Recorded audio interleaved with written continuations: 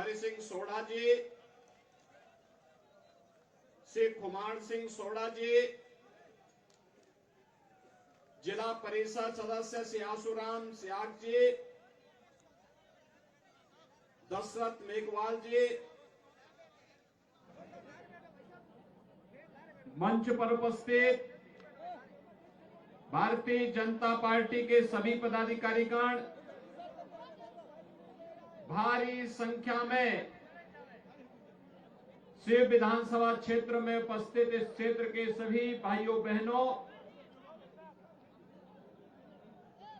यहां की इष्ट देवी जगत जननी मां भगवती के श्री चरणों में नमन करते हुए नाथ संप्रदाय के बहुत सिद्ध योगी बाबा गरीबनाथ जी को मैं नमन करता हूं। आप सबका मैं अभिनंदन करता हूं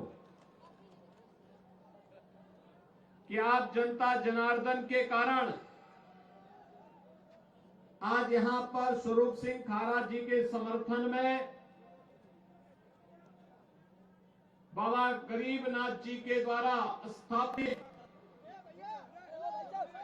शिवनगर में उन्हीं के नाम पर स्थापित इस विधानसभा में आपसे अपील करने की और आपके साथ संवाद बनाने का मुझे अवसर प्राप्त हो रहा है। भाइयों बहनों, हम सब जानते हैं वर्तमान में विधानसभा के चुनाव चल रहे हैं और राजस्थान विधानसभा का ये चुनाव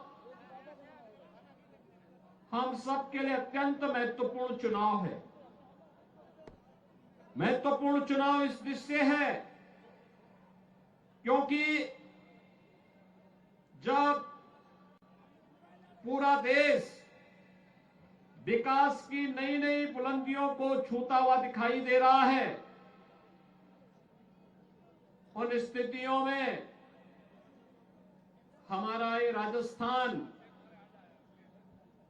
जिसकी भक्ति ने देश की शक्ति का काम किया,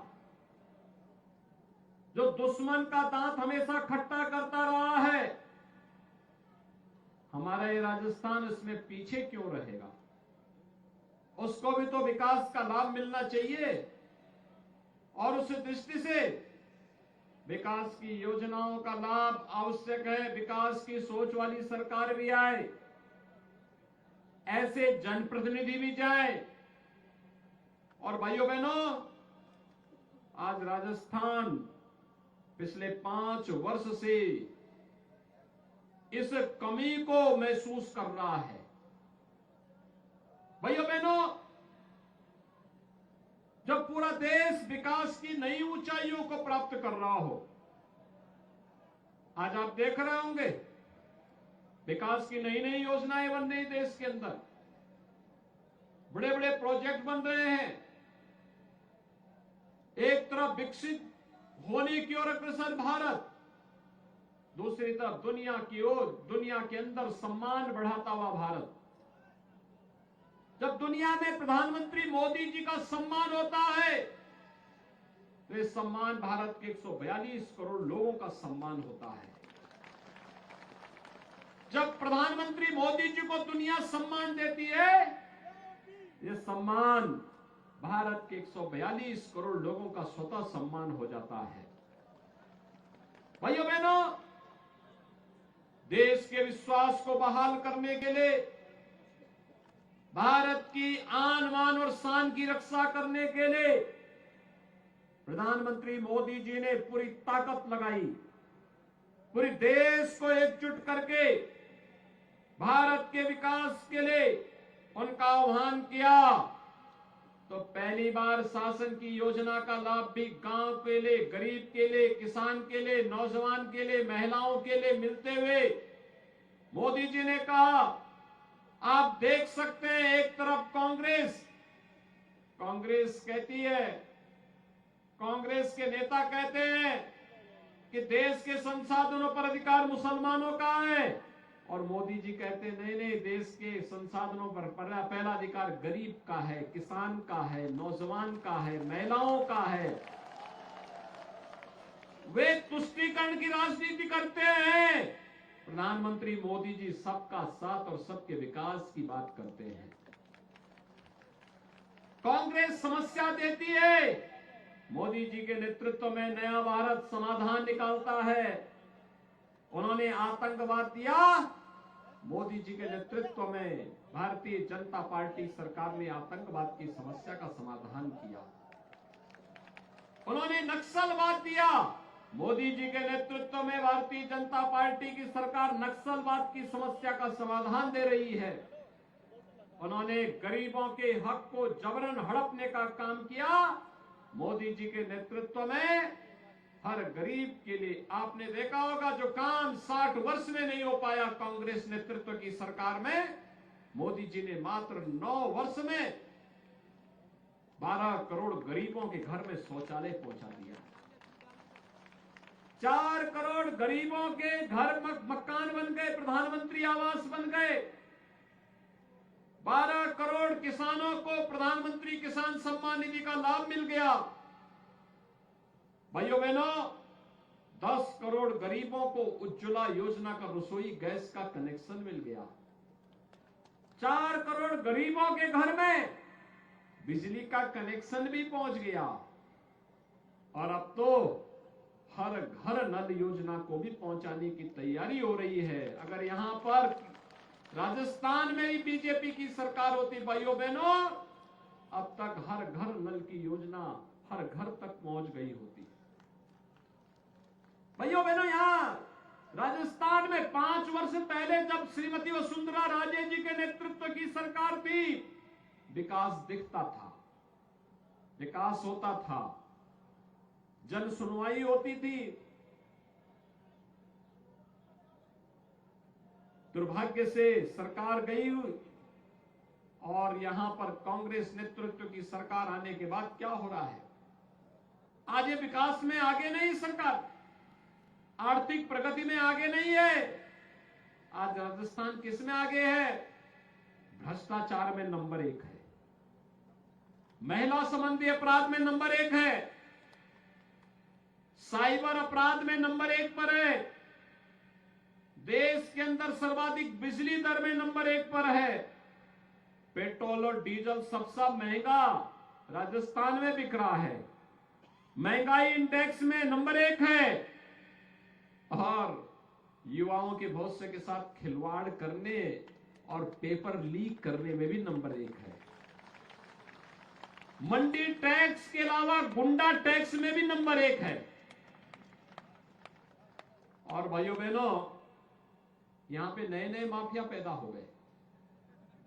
कोई भू माफिया, कोई खनन माफिया, कोई जंगल माफिया, कोई गौ तस्कर माफिया। और भाइयों बहनों, इन्हीं तस्करों के लिए, इन्हीं माफियाओं के लिए हम यूपी में बुलडोजर लेके आए हैं।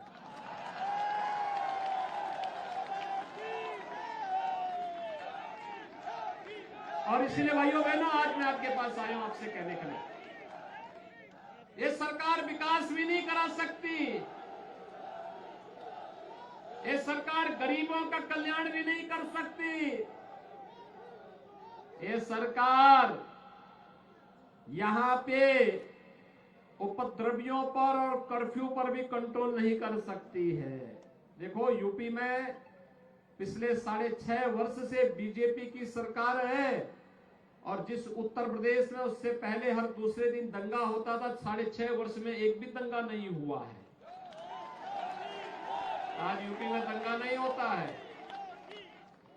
आपने देखा होगा यहां कन्हैयालाल तेली की हत्या कर दी गई थी, कैसे निर्मम बर्बर हत्या हुई थी, बेटियों के साथ किस प्रकार का व्यवहार हो रहा है, कैसे हो रहा है। और कांग्रेस के नेता बहुत सारे मामलों में स्वयं संलिप्त पाए जाते हैं। इसलिए भाइयों बहनों, अगर इन सब घटनाओं से मुक्ति चाहिए, पर्व और त्योहार शांतिपूर्ण तरीके से मनाए जा सके, सरकार तुष्टीकरण की नीति पर न चल करके हर गरीब के लिए, हर किसान के लिए, हर नौजवान के लिए, हर महिला के लिए पूरे मजबूती के साथ उनके हितों के लिए कार्य करने वाली हो सके और साथ साथ आपकी आस्था का सम्मान करने वाली भी हो सके। आप मुझे एक बात बताइए, कांग्रेस 60 वर्ष तक थी, अयोध्या में राम मंदिर का समाधान इन्होंने किया क्या? कर भी नहीं सकते। ये तो कांग्रेस तो अपने आप में समस्या है भाइयों बहनों, ये समस्या है। देश की समस्या का नाम कांग्रेस है और अगर देश की समस्या का समाधान करना चाहते हैं तो कांग्रेस को हटा दीजिए, समाप्त कर दीजिए। भाइयों बहनों, देश समाधान समस्याओं से मुक्त हो जाएगा। मैंने पहले भी कहा, जब तक कांग्रेस थी तो ये समस्या का समाधान तो नहीं करते थे, लेकिन हमारी आस्था के साथ खिलवाड़ करते थे। बोलते थे राम और कृष्ण तो हुए ही नहीं। अब बताओ, हम यहां पे संबोधन में राम राम सा कहते हैं। हमारे पूर्वजों ने हमें यही सिखाया है, जब मिलेंगे तो राम राम बोलेंगे, जब घर में कोई पवित्र कार्यक्रम होगा तो अखंड रामायण का पाठ बिठाएंगे और जब अंतिम यात्रा होगी तो भी राम नाम सत्य है कहकर के ही यात्रा निकलेगी। राम के साथ जिस हिंदुस्तान के नागरिक का ये सम्मान, ये संबंध हो, उस हिंदुस्तानी से कहते हैं कि राम हुए ही नहीं। ये तो हमारे धर्म के अस्तित्व पर प्रश्न खड़ा करने जैसा पाप था और तब भी हम कांग्रेस को बर्दाश्त करते हैं। और इसीलिए मैं आपसे कहने के लिए आया हूं, मोदी जी प्रधानमंत्री बने और उत्तर प्रदेश में भी जैसे ही सरकार आई, समस्या का समाधान हो गया। आज अयोध्या में राम मंदिर बन रहा है ना, आज बन रहा है ना। अब तो कोई संदेह नहीं है ना, कोई संदेह। भाइयों बहनों, मैं आपसे ये अपील करने के लिए आया हूं। देखिए, स्वरूप सिंह खारा जी को भारतीय जनता पार्टी ने प्रत्याशी बनाकर के आपके बीच उतारा है। फुल टाइमर है, आपके लिए हर समय सेवा के लिए तैयार है, जनता जनार्दन की सेवा के लिए तैयार है। भाइयों बहनों, उनके लिए बाबा गरीबनाथ जी का यह पावन क्षेत्र, जो माई की कृपा से बहुत समृद्धशाली होने जा रहा है, उसके लिए, उस सेवा करने के लिए आपके बीच आए हैं। और भारतीय जनता पार्टी ने अपने योग्य कार्यकर्ता को इसीलिए आपके बीच उतारा है। देखो, हमें इतिहास की गलतियों से सबक सीखना है। कोई दूसरा कन्हैया लाल तेली न बनने पाए, इसके लिए आवश्यक है कि अब हम लोग, जो लोग ऐसे उपद्रवियों को प्रश्रय देते हैं, उनको अपने वोट से सबक सिखाने का काम करेंगे। तैयार हैं? सभी लोग तैयार हैं? भाइयों बहनों, इसका समाधान है कमल का फूल।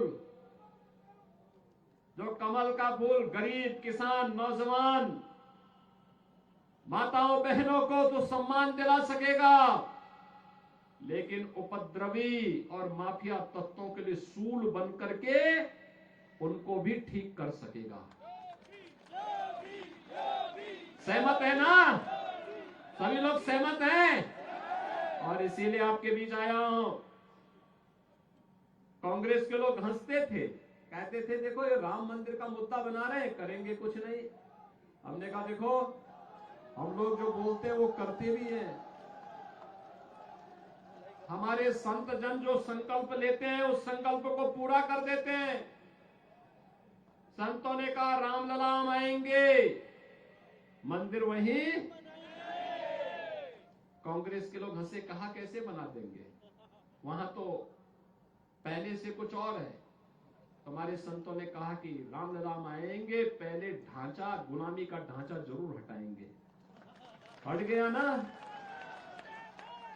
फिर कहा मंदिर अब वहीं बनाएंगे। लोग कहते थे कैसे बन जाएगा, समाधान हो गया ना। आज किसी को संदेह है अयोध्या में राम मंदिर बनने पर?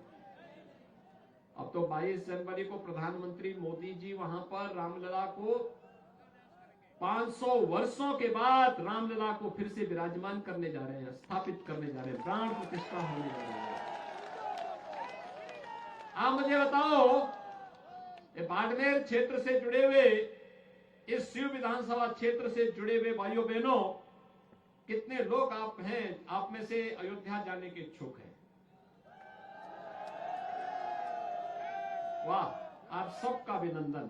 और मेरी आप सबसे अपील होगी, भाइयों बहनों, आप स्वरूप सिंह खारा जी को चुनाव जिता करके जयपुर भिजवाइए।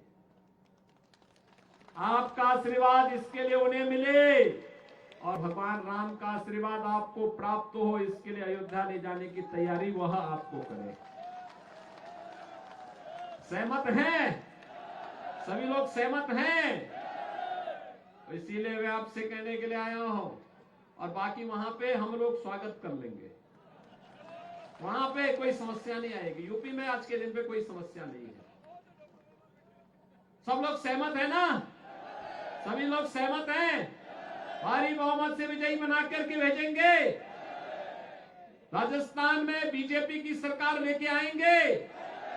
तो मेरे साथ बोलेंगे, भारत माता की, भारत माता की जय श्री राम, जय जय श्री राम। बहुत बहुत अभिनंदन।